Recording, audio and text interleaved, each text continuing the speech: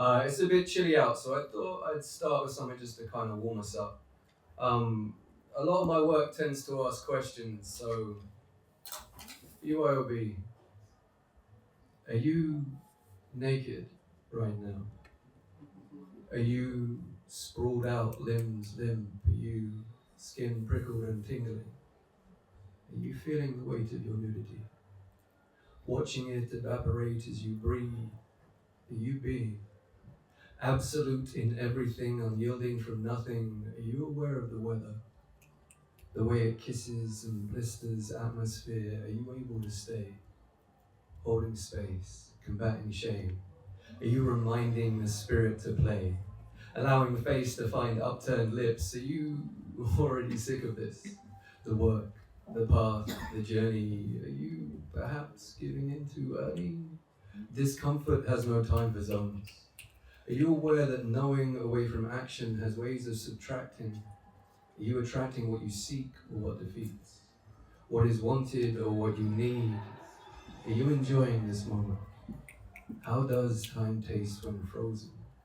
Are you memory or fantasy? Are you willing to bring both into this reality? Are you in tune with your magic? Make no mistake, we all have it. Are you naked right now? Connected, grounded, reflected, sustained, perspectives adjusted, empowered, reframe. What I'm saying is, each day, are you here right now? Thanks. So yeah, I know I didn't even buy you dinner first, but I thought I'd just warm us up a little bit. So hopefully you're a little bit warmer or maybe a little bit uncomfortable. It's a poetry evening. It's going to get like that sometimes. So people have already touched on kind of societal and political issues, and I think it's kind of hard not to, especially as things get more and more wild out there. And it creates a sense of dysfunction. And if mindset is energy source, then will is core. 4, 3, 2, 1. Done with dragging knees through gravelled streets. Done with doubting every idea before it finds room to breathe upon a page, upon a stage, just for play. I make a habit out of writing every day. Let me state that change engine again. I make a habit out of writing every day. Come what will, and that's the point I am on. Calligraphic choreography, core driven, because in the center of your forge, some call heart, there's such art to be uncovered, moving from person to personal, retracting back. The only way I will truly fall is choosing to do nothing at all, and to be honest, even that can be the best. Just resting in a moment, noticing intricate components delicately interwoven, bee, bumbly bumps, blade of grass and dandelion seed adjacent set free, and all of this missed, if not be in still. Nothing. Everything. See, something is more than nothing, no matter how small. And nothing, by it having names still, is something to call, so tell me, what's the point of it all? Can't say record a place, let's call it planet, where there happen to be enough people collectively banding together to figure things out, to welcome doubt, to combine all knowledge and continue to need to figure things out. One for all and all for one. Ever wonder why so few knew Dumas was black, yet can most likely give you the names of the 3 musketeers at the back of their hand? Do we seek to understand, and if not, then what are we doing? Did you get the memos about the dangers of consuming? By memos, I mean how many wildfires, heat waves, flash floods, and fuck. The sea was literally on fire. No longer restricted to the less boring bits of the Bible. If Gaia and her children could sue, you know it's us that would be liable, right? Left, right, left, right. Let's have another drink and a bite. Keep things light, son. No need to get so heavy. We're only out for a laugh and a bevy. I wonder if when younger I felt the mental levy break. Old enough to remember things a different way. Not saying better per se, but never before has the weight of a wallet wrought such abhorrent discourse. And make no mistakes, we're being driven by design here, folks. You can call it conspiracy, you can call me a liar, but I'm calling what I'm seeing once the world sets on fire. How much higher the prophets need to go to kill all hope? Decrees increase, jumping centuries compared to predictions, often shifting blame to victims. Could say it's not my place to mention women, but neither sex, class, race, gender, nor bank balance need stop negative shit being challenged. If women's bodies weren't policed, then how would men control themselves? Lady nips taking trips out not allowed, but men's less functional nipples are free. Not that functionality matters remotely. There's a point which Solomon Burke put simply: none of us are free. None of us are free. If one of us is chained, none of us are free. None of us are free. So let's stop posting stories and start to really talk. Talk, or at its core, is the core to listen, to learn, to love, and to grow, so that maybe I can contemplate having a baby with my lady without the crippling anxiety of their future after I am dead. Right. Thanks. Yeah. So I am available for children's parties. You can talk to me after the set if you want. I've got a whole host of stuff. It's great. So I do tend to write stuff that is political. I understand that some people choose not to do politics, but reality is politics is doing you regardless. So I'm gonna talk about it. Also, fuck Starmer, fuck Farage, fuck Reform, fuck Labour, fuck Tories, fuck this entire goddamn system. It's a stinking piece of shit. So yeah, I came undone when my heart touched the world. It bloomed, then broke apart, fueled. This thing's reciprocal. The want to off-script, twixt amidst conscripted consumeristic past, still business as usual, vehicles multitudinal, catching likes and views with all the tentacles. We are tasked to tear apart the parts that matter. Gather those tatters and trade them in for the next viral tidal wave. Goodbye. I've never been all too fond of history. Too many lessons never learned, too many victors dipping ink, dripping vanity over pages where fantasy conjured creatures craft from the dark-hearted arts of humanity. Banishing the actually. I can feel the insanity clawing around every corner, those scratching sounds, the creaking in the background. It's not coming straight for you. Bob built a bomb shelter for his family. Tragically murdered, labelled Hamas. Alas, they did not condemn them, and history's not yet met them since left dead under rubble which once was a home. This poem is not anti-Semitic rhetoric. Anti-war, anti-genocide, anti-Zionist it is. From the river to the sea, language shall be free, and you can keep your calming carry-ons. You can keep your filthy tailored tongue out of my will. Not in my name rattles cage bars, rage screaming red like white flags turning. Like over 19,000 orphan children, like over 25,000, no, 31,000, no, 33, no, 44,000 dead, and over half of them children. Ever wondered how the Holocaust happened? Well, here we are, 2.0, take notes, front and center stage. Are we not entertained? Watching Scooby-Doo monsters screaming Nazi while this country makes the masks. It's all a fucking game, a farce. They play with people like chips, hungry to win big money. Oh, the humanity, oh, the humanity, oh, the humanity. Stop. Do we not notice that rot? Not notice the pot and kettle going back to the fire. Liars can't be called out in Parliament, but ethnic cleansing can be sanctioned there. There, liars line their coffers, brazenly abandon their duty of office, be praised for pouring their poisons. We are subject to drink. I think it's time for something completely different now, don't you?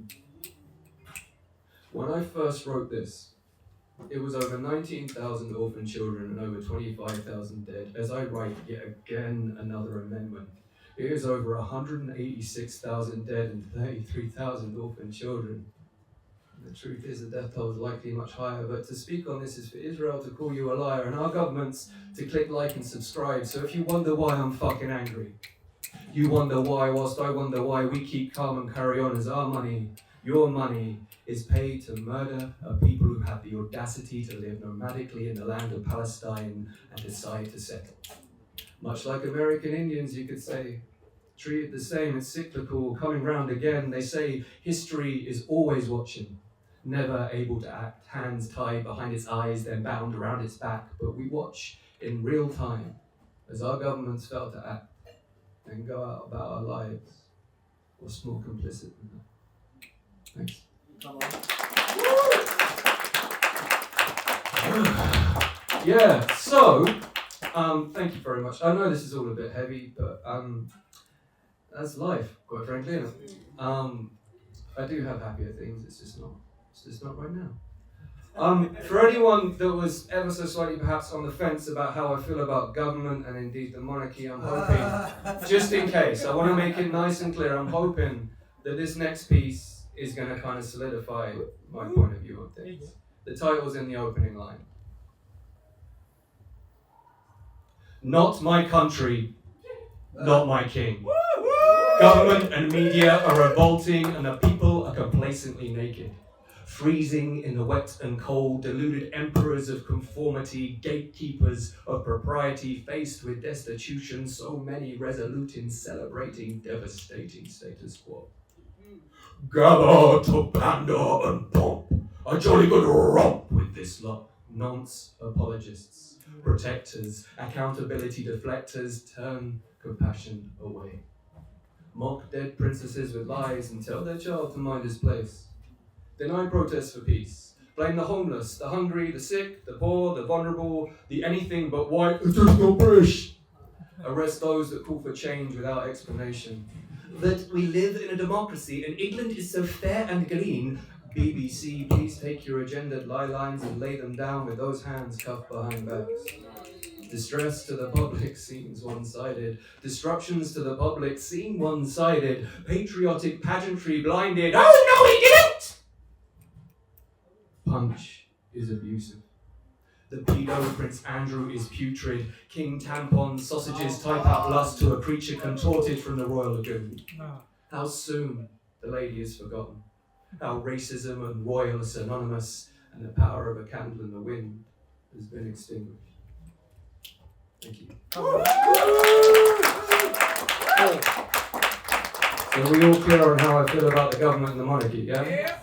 Yeah? Cool, thank you. Alright. I got two more pieces with you. So I really like to play with assonance and rhythm in my work.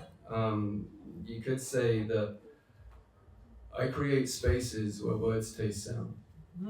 Playing around curves and tips, content to render. Remiss sexualization tends to take away from the purpose of a pin. Do you see a red dot too?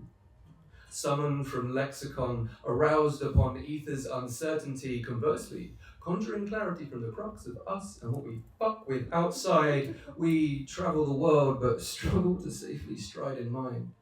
Bets hedged against the roots of what bends us inside. There are vibes which learn lessons from beyond time, long before we were formed, forged. Calls of carried notes of knowledge, forage. We embody our bodies on our breath. Is that where I struggle to be held? I guess they'll always want more than I am able to spell. Well too long a half-life lived, only recently glimpsed this understanding, inadvertently abandoned the whole, should have gone to Specsavers. Dark matter gravity molds calamity into bars on gilded cages.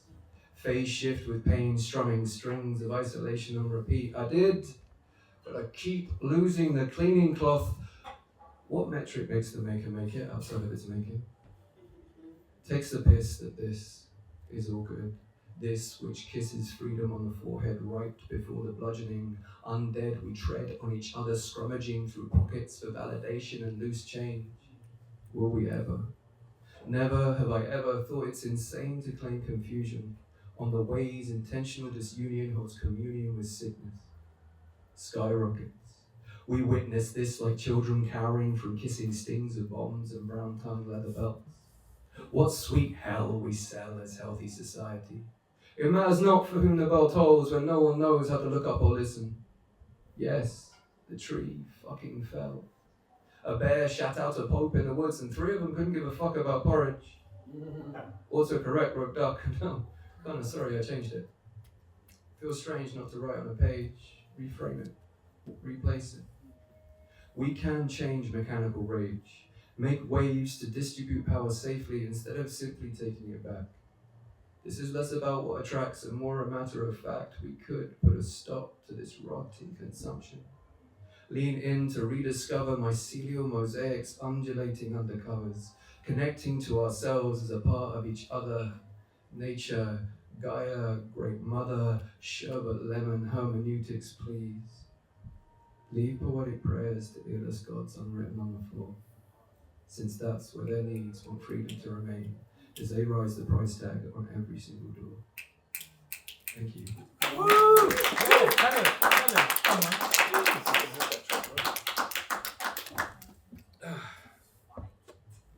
So, this brings me to the end of my set, ladies and gentlemen. Thank you very much for your time. I'm just going to wait for this to start because then I have a certain time figured out in my head and it's all a bit tricksy. But I'm sharing something new, right? And I felt it would be a bit remiss, given it's the BYOB's 5th anniversary, to kind of end on a lot of heavy, weighty stuff. So I want to do something a little bit celebratory.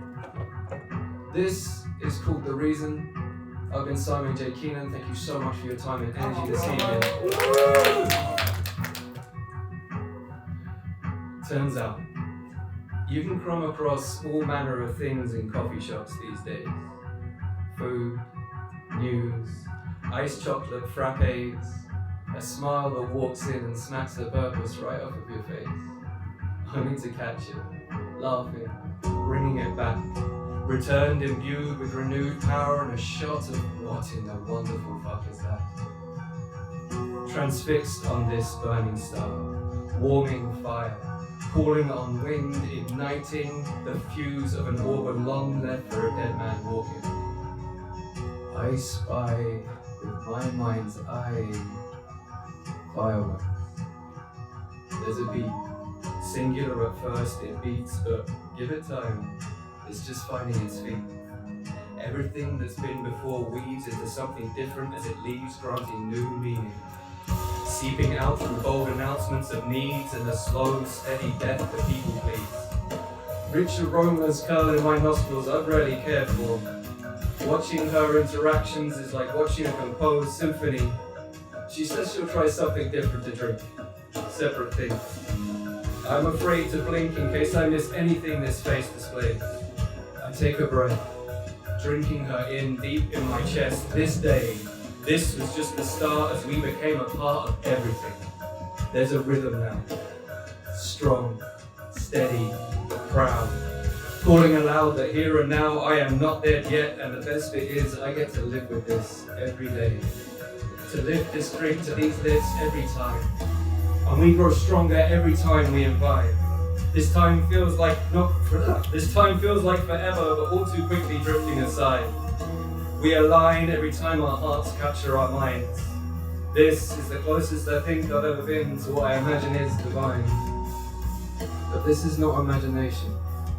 We are manifestation brought to life. We have navigated through hesitations and frustrations, elevating beyond trepidations to power levels never before perceived possible. I thought I knew what it meant to love with all my heart, but now that seems impossible. Golden glue, you kintsugi together every broken part of me, and now I feel unstoppable. This is more than necromancy, more than forbidden arts. You have become a part of my waking ritual, so much more than spiritual. There are metaphysical chariots carrying warriors who lay down their arms to chant the paths of our separate paths. And paving, bound down together at our feet, they keep pace. Framing each beat to nourish as we seek to complete this game on our own terms. We smile as we take aim on the future of our own creation. Near 6 years on and still feels like we barely left the station. And when I say that, I mean we're amazing. And when I say that, I mean you're amazing. And when I say that, I mean I was so long lost in the dark, now ablaze with such a taste for love and life. I am so fucking excited for you to be my wife. Oh. And here, seeing time, there's that smile again. Found its way within my heart, the one to the right of the organ. I now understand the reason behind every single time I fall. Thank you. yeah, yeah.